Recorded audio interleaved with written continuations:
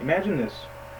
You and your coworker are actively working on the flight line, and you just hit your 9-hour mark off of a 12-hour shift.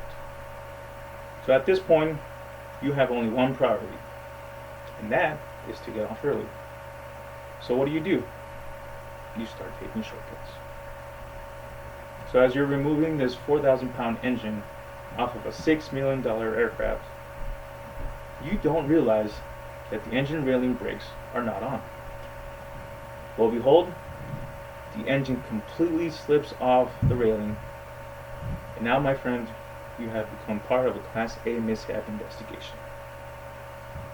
There could be consequences, like the loss of rank, the loss of salary, and possibly full discharge from the military. In retrospect, all this can be avoided by just following the simple concepts of aircraft safety maintenance. Studies have shown that over $2.5 million worth of military spending goes to cover all expenses for mishap aircraft repairs and aircraft replacement parts. Our solution is to follow these three key things. Number one, making sure you have full attention to detail when it comes to maintenance. Number two, making sure you have full communication with all co-workers and crew chiefs around the aircraft. And three, full adherence to technical data manuals on your specific aircraft. So, without any further ado, let's head on to our first main point, which is instruction of new airmen on attention to detail.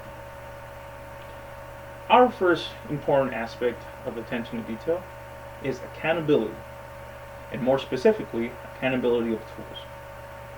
From the start of you checking out support section equipment to you finishing up aircraft maintenance, you must make sure you account for each single tool and that none of it is left inside the aircraft.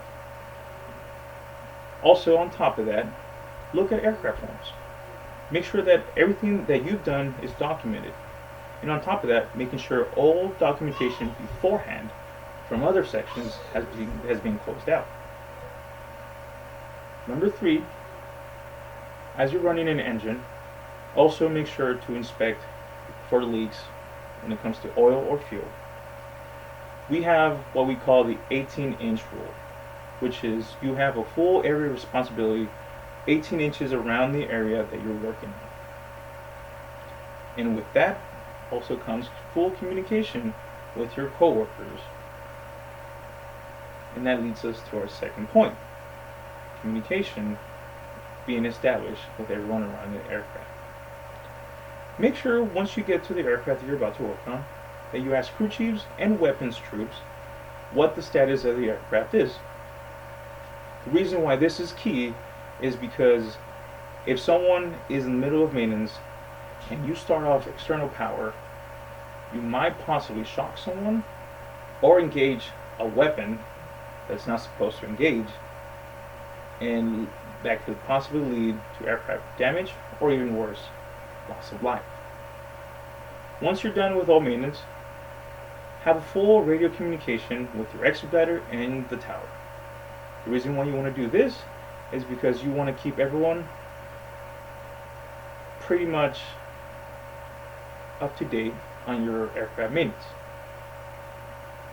And lastly, let's all look at everything that could possibly go wrong if you don't adhere to technical data manuals. Technical data manuals is also referred to as technical orders. And in the beginning of the shift, you have to make sure once you check out your technical order that your update has been done within the 7 days from you checking it out. The reason why this is key is because instruction can easily change from day to day. And if you don't follow warnings, notes, and cautions that are updated every single week, that could possibly lead to loss of limb, loss of life, or loss of aircraft. Following all these technical notes can be perfect for keeping you safe on the flight line. So with that, let's kind of reflect on everything we've spoken about. We know that safe for maintenance is key when it comes to saving man hours and money on the flatline. By doing so, you are giving the pilots reliable aircraft so that they can fly and come back to their families. None of this can be possible unless you adhere to all three aspects of safer maintenance, which, as we all know now, is attention to detail, communication establishment on the line, and full adherence to technical data manuals. Now remember, being on the flyline is a privilege, and you can only do so by following all these key things for safer maintenance. So go out there, do the best you can, and make this an experience you'll never forget. But remember, always stay safe.